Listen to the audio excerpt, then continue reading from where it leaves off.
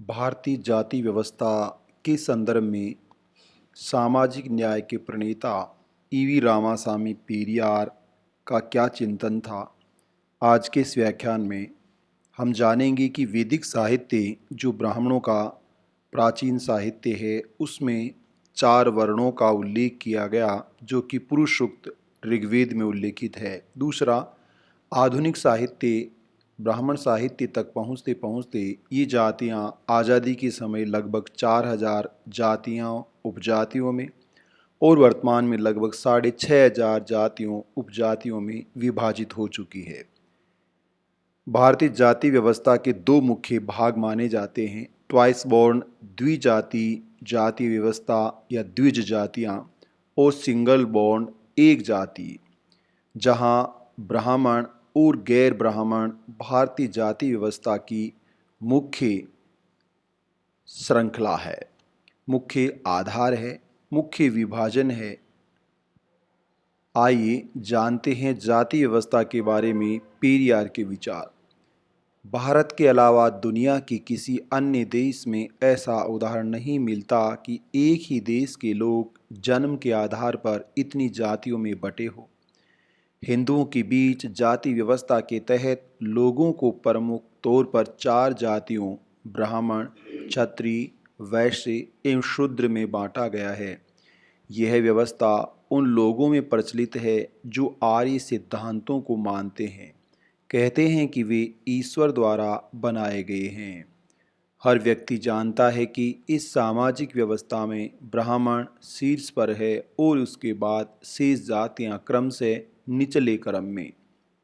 इनमें से आखिरी यानी शूद्र का सर्वाधिक निम्न स्तर का माना जाता है। इसके बावजूद इतनी अधिक जातियों की मौजूदगी की वजह क्या है?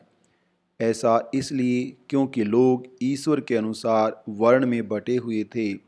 वे धीरे धीरे पथभ्रष्ट हुए और मिश्रित वर्ण के होने लगे। वर्णों के आपस में मिल जाने के कारण अलग अलग जातियों का उदय हुआ।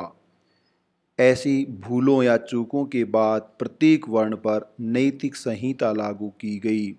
हम ये भी देखते हैं कि ऐसे जातीय विचलन व भेद के बाद पंचम जाति यानी सर्वाधिक निचली जाति अस्तित्व में आई।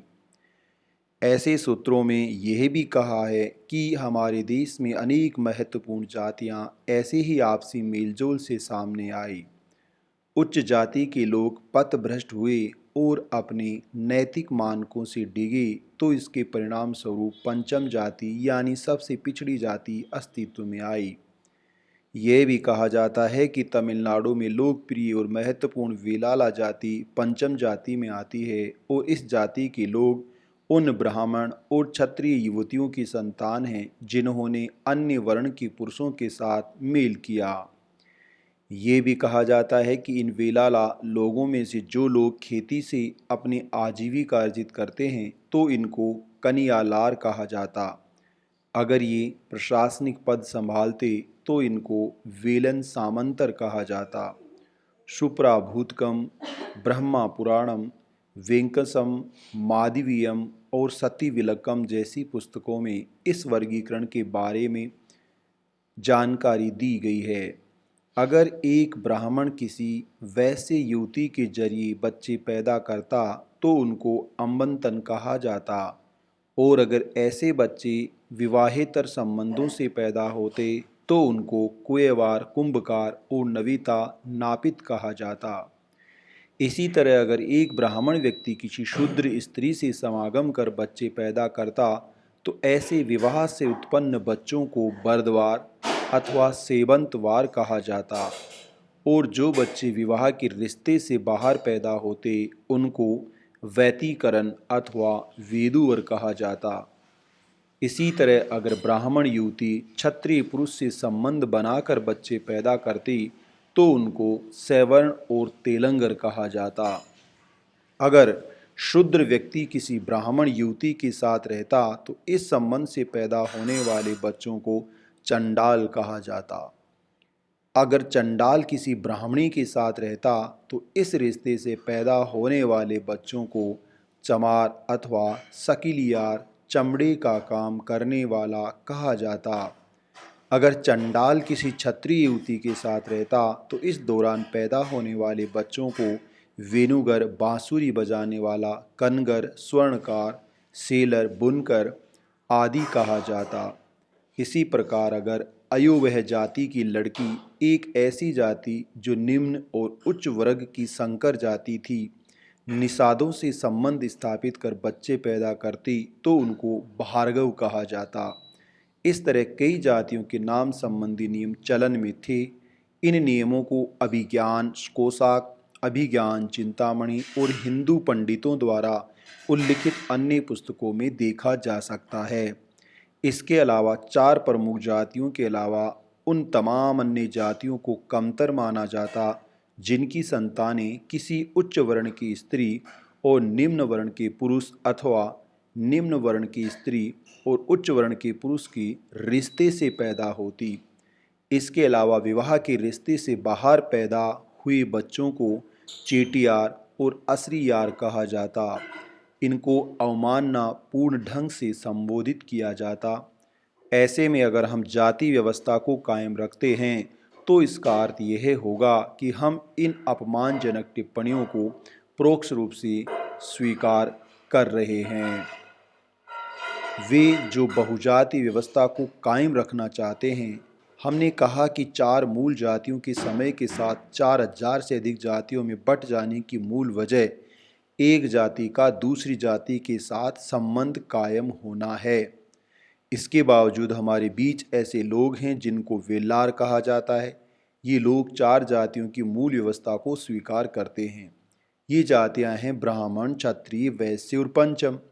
ये खुद को शूद्र मानते हैं। कुछ अन्य लोग उन्हें संस्कृत के वर्गीकृत जातीय नामों के बजाय तमिल के खूबसूरत शब्दों से पुकारते हैं, मसलन अंतनार, अरसार, वनीगर और वेलार आदि। उनका दावा है कि वे श्रेणियां तमिलनाडु में पहले से विद्यमान हैं। यहाँ तक कि आर्यों के आगमन के पहले से ये व्यवस्था थी और वे चौथे वर्ण में आते थे। ये मिथक गढ़ा गया कि इन चार वर्णों के लोगों की सेवा के लिए अनेक जातियां अस्तित्व में आई।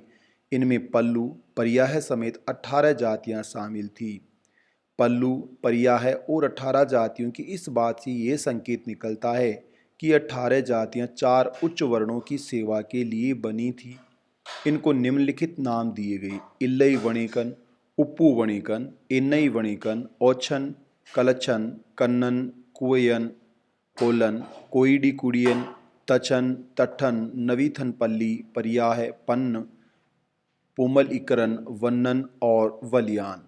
परंतु एक शोधपरक पुस्तक अभिधन कोसाम के मुताबिक यही 18 जातियां सिविगेयर, कुयावर, पनार, मेलाकार, परपतवर, सेम बदवार, वेदार, वलैयार, थिमलार, करियार, सनरार, सैलियार, एन्नई वणिकर, अम्बतार, वन्नार, पुल्लार, पुलियार और शकीलियार के रूप में नौकरों की जाति के रूप में उल्लिखित हैं।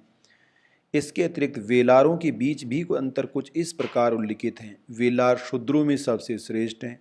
उनमें भी मुंडालियों को सर्वोच्च स्थान प्राप्त है। उसके बाद आते हैं वेलचेटी। ये वेलचेटी चोला, पुरतर, सीताकतर और पुंचकर में बटे हुए ये सिवार हैं और बिना किसी भेदभाव के अन्य लोगों के साथ एक कतार में बैठ और खा सकते हैं। इसके बाद नंबर आता है चोलिया, थुलुवा और विभिन्न श्रेणियों के कोडिल वेलार का। इस क्रम में आते हैं अहमद बदियार, उनके नीचे मरवार और सबसे नीचे कल्लार। उनके नीचे आते हैं इदयार और सामाजिक सोपान पर सबसे नीचे हैं कवरईगल और कमावरगल। यह बात देखी जा सकती है कि उपरोक्त व्यवस्था में बहुत सावधानी से ब्राह्मणों के बीच भेद को दूर रखा गया है। वे ऊंची नीची जातियों की इस बहस से बाहर हैं और उनकी जाति स्थिति पर कोई संदेह नहीं किया जा सकता। ये बात स्पष्ट बताती है कि जाति व्यवस्था की प्रकृति कितनी धूर्ततापूर्ण है। अन्यथा इसमें क्षत्रियों और वेश्यों के झगड़ों की बातें हैं। कौन किससे श्रेष्ठ है इसका उल्लेख है और बिना किसी पूर्वग्रह के एक दूसरे पर श्रेष्ठता के लिए लड़ाई है। इसके तहत अन्य जातियों को खुद से नीचा बताया गया। ये सारी बातें देखी जा सकती। अगर अन्य जाति के लोग खुद को साथी जातियों से श्रेष्ठ बताने का तरीका खोजने की कोशिश करते हैं तो बेहद चतुराई पूर्वक उनको ये संकेत कर दिया जाता है कि वे परपन्नार यानी ब्राह्मणों से कमतर हैं, नीचे हैं। अन्यथा वे ऐसे वर्ग निर्माण के रहस्य की गुत्थी का खुलासा करने में कतई उपयोगी नहीं है। इस प्रकार स्थापित किया गया था कि ब्राह्मणों के अलावा अन्य जातियां नीची हैं, वे ब्राह्मणों के स्पर्श के काबिल नहीं हैं, न ही ब्राह्मण उनके साथ भोजन करके उनको समान दर्जा देगा। अन्य जातियां कई तरह के अधिकारों से भी वंचित थी, वे केवल ब्राह्मणों की सेवा करने के लायक थी। उनका जन्म अवैध संबंधों, ऊंची नीची जातियों के संबंधों की परिणति थी। इसकी वजह से विभिन्न वर्ण एक दूसरे से मिल गए और व्यापक तौर पर लोगों की सामाजिक स्थिति खराब हुई। संक्षेप में यही भारत की जाति व्यवस्था है। इसके अलावा इस संबंध में अगर कोई दार्शनिक या तार्किक स्पष्टीकरण दिया जाता है तो वह केवल उन मूर्खों के लिए होगा जो धर्म और वेद, शास्त्र एवं तथाकथित संहिताओं आदि पर यकीन करते हैं और इन स्पष्टीकरणों को लेकर कोई प्रश्न या आपत्ति खड़ी किए बिना लोगों को अपनी कमतर स्थिति को सहज स्वीकार कर लेने के अलावा कोई चारा नहीं रहता। इसे छोड़ दिया जाए और अगर हम ब्राह्मणों के अलावा अन्य लोगों की स्थिति और उनको मिले अधिकारों को देखें तो आसानी से समझा जा सकता है कि कोई तार्किक अथवा आत्मगौरव संपन्न व्यक्ति इस जाति व्यवस्था को स्वीकार नहीं करेगा। वास्तव में वह इस जाति भेद के अपमानजनक परिणामों के बारे में तो सपने में भी नहीं सोच सकता। ऐसे में अगर आप ब्राह्मणों द्वारा चौथे वर्ण यानी शूद्रों को दिए गए अधिकार और उस वर्ण की स्थिति को देखेंगे तो ये कुछ वैसा ही है जैसे कि मौजूदा सरकार द्वारा कुछ लोगों को पारंपरिक रूप से अपराधी वर्ग का बताना और उन्हें सरकार द्वारा तय किए गए नियम और शर्तों के मुताबिक जीवन बिताने को कहना। उदाहरण के लिए हम धर्मशास्त्रों अथवा संहिता का उद्धृत करेंगे। स्नात्म स्वम गजमस्तम ऋषभम काम मोहितम शूद्रम क्षराशयुक्तम दूरता परिवर्जयम। अर्थात एक घोड़ा जिसे स्नान कराया गया हो, एक हाथी जो तनाव में हो, एक सांड जो काम वशीभूत हो और एक पढ़ा लिखा शूद्र, इन सभी को करीब नहीं आने दिया जाना चाहिए। जप तप तीर्थ यात्रा प्रव्रज्या मंत्र साधना देवर्धनम सचिव से स्त्री शूद्र पठनिशन। अर्थात मानसिक प्रार्थनाएं, पश्चाताप, पवित्र स्थानों की तीर्थ यात्रा, संन्यास या दुनिया को त्यागना, ईश्वर की उपासना और पूजा, ये सभी महिलाओं और शूद्रों के लिए वर्जित हैं। न पतिम संस्कृतम वणिम यानी शूद्र को संस्कृत नहीं पढ़नी चाहिए।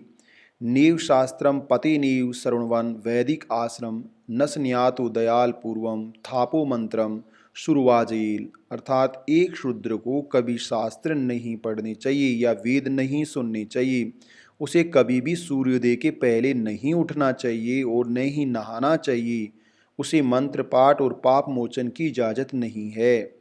इतिहास पुराणानि नपते स्रोत मारसी। एक शूद्र को इतिहास और पुराण नहीं पढ़ने चाहिए, लेकिन वह एक ब्राह्मण को उन्हें पढ़ते हुए सुन अवश्य सकता है। चतुर्वर्णम माया रुस्तम परिश्रमात्यकम कर्मम शूद्रश्यापि पवनम। गीता से चारों वर्ण मेरे द्वारा बनाए गए हैं। इसके तहत शूद्रों का प्राथमिक कर्तव्य है कि वे अन्यों की सेवा करें। ऐसे हजारों उद्धरण हैं जिनको समझा जा सकता है। हमारे धार्मिक साहित्य, वेदों, धर्मशास्त्रों आदि में यही सब कुछ लिखा हुआ है। इन ग्रंथों को ईश्वरीय उत्पत्ति माना जाता है। हमारे पास एक सरकार है जो इन धार्मिक नियमों का पालन करने को बाध्य नहीं है। इसी तरह हम में से कुछ इन संहिताओं के नियम कायदों के मुताबिक जीने को बाध्य नहीं है। लेकिन अगर हमारे धर्म और जाति को बचाने, धर्म और जाति के नाम पर उनको स्थिर करने का प्रयास किया जाता है तो सोचिए हमें इसके चलते किस तरह के अनुभवों से गुजरना पड़ सकता है।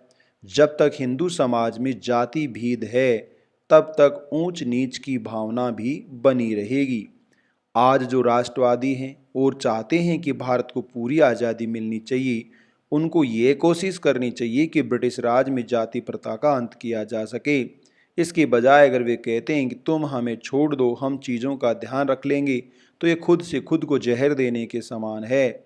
इससे कुछ भला नहीं होगा। भारत में आज 1000 में से 999 लोग जाति भेद खत्म करने के इच्छुक नहीं हैं, बल्कि वे ऊंची जाति में शामिल होना चाहते हैं ताकि वे अन्य निचली जातियों पर रसूख कायम कर सके। आज अगर हम मौजूदा शासन के अधीन हासिल अधिकारों का भी त्याग कर दें और प्रशासन उन लोगों के हाथ में आ जाए जो वर्ण व्यवस्था, जाति व्यवस्था के समर्थक हैं, तो जाति व्यवस्था के चलते होने वाले अत्याचार कभी खत्म नहीं होंगे। रिपब्लिक कुडियार्सो में 30 नवंबर 1930 को प्रकाशित। आलेख ये था पेरियार की नज़र में ब्राह्मण और गैर ब्राह्मणों के लिए बनाई गई जाति व्यवस्था जिसके पैरोकार और सृजनकार ब्राह्मण हैं।